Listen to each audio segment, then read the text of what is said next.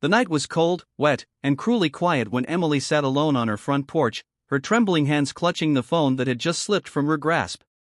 Her heart pounded so hard it drowned out the sound of the rain hammering the wooden steps. The bruises on her wrists stung with every heartbeat, a sharp reminder of the man who had once sworn to love her. Tonight, that man, her ex-husband, Jack, had broken into her home again, shouting, threatening, demanding she take him back. Her son, little Noah, just 7 years old, had hidden behind the couch, sobbing silently into his teddy bear.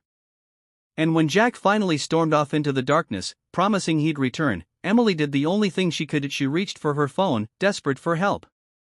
But in her panic and tears, she dialed the wrong number. If you believe in kindness, courage, and second chances, make sure to like, comment, share, and subscribe to Channel Name. Stories like this remind us that sometimes angels wear leather jackets instead of wings.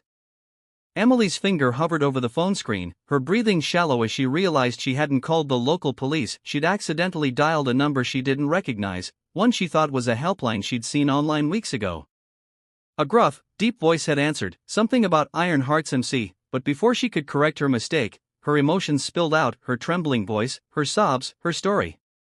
She'd told the stranger everything, the years of fear, the restraining order ignored, the constant threats. She apologized mid-sentence, realizing her mistake, but the man on the other end had stayed silent for a moment. Then, he simply said, "You're safe now, ma'am. We'll take care of it." And the line went dead. That night, Emily didn't sleep. Every sound outside her window made her flinch. Every car that passed made her grab Noah's hand and hold him close. When morning came, her eyes were swollen from crying, her spirit exhausted but still trying to stay strong for her little boy.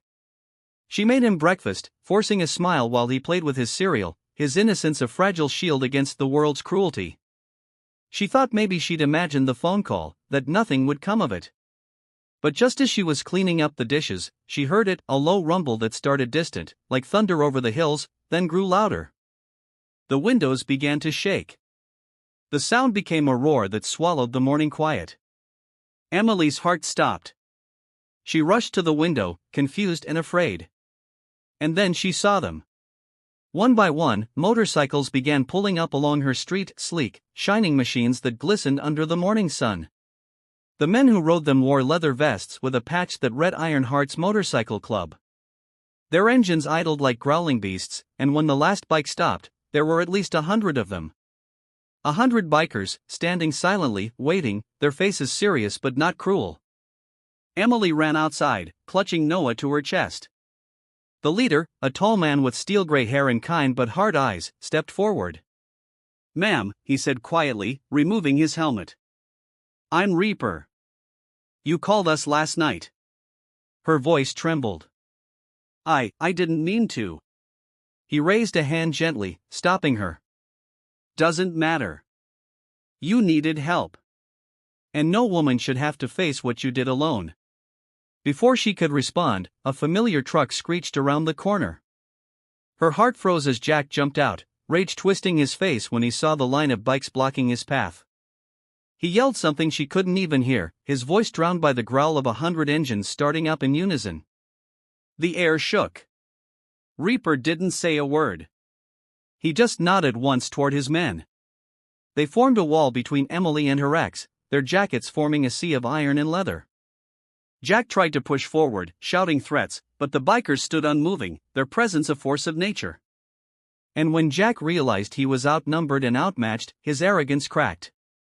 He stumbled backward, muttering curses before finally getting back into his truck and peeling away down the street. The roar of engines faded slowly as Reaper turned back to Emily. "You're safe now," he said again, his voice softer this time. "We'll make sure he doesn't come near you or your boy again." Emily didn't know what to say. Tears filled her eyes, not of fear, but of relief, of gratitude. These strangers, men who looked rough and dangerous to anyone passing by, had shown her more kindness than anyone else in years. Over the next few days, the Iron Hearts became her silent guardians. They fixed her broken door, installed security cameras, and even brought groceries. They taught Noah how to fix a bike chain and gifted him a tiny leather vest with the club's emblem stitched on the back, Prospect in Training. The laughter that filled Emily's home for the first time in years was something she hadn't thought possible again. But what touched her most wasn't their protection, it was their compassion. One evening, while the sun dipped below the horizon, Reaper sat with her on the porch and told her about his own daughter, how he'd lost her to an abusive relationship years ago, and how every woman he helped now was his way of making sure no one else suffered like she had. Emily listened in silence, tears glistening in her eyes. That night, something inside her began to heal.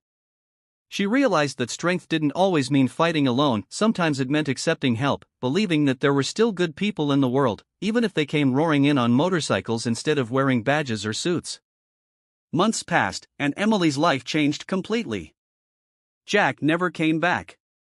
The bikers kept their word, they made sure he stayed far away. With their encouragement, Emily went back to school, finishing the degree she'd abandoned years ago.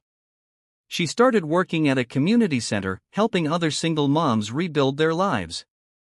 And every Sunday, without fail, the Ironhearts would ride by her street, engines thundering, waving to Noah, their honorary little brother. Her story spread across town like wildfire. At first, people whispered how a biker club had shown up at a quiet suburban home. But as the truth unfolded, those whispers turned into admiration. People saw what true courage and kindness looked like. Emily often thought back to that night, the trembling phone call, the tears, the fear. It had started as a mistake. But maybe, she thought, some mistakes are just fate wearing a disguise. And every time she heard the distant rumble of engines on the highway, she smiled. Because to her and Noah, that sound meant safety. It meant family. It meant she was never alone again. If this story touched your heart, please take a moment to like, share, and subscribe to Channel Name. Your support helps us keep sharing stories of hope, kindness, and courage that remind us of the good still left in the world. Speech Balloon special request: comment below what this story meant to you. Do you believe in second chances and unexpected heroes? Your words might just inspire someone who needs to hear them today.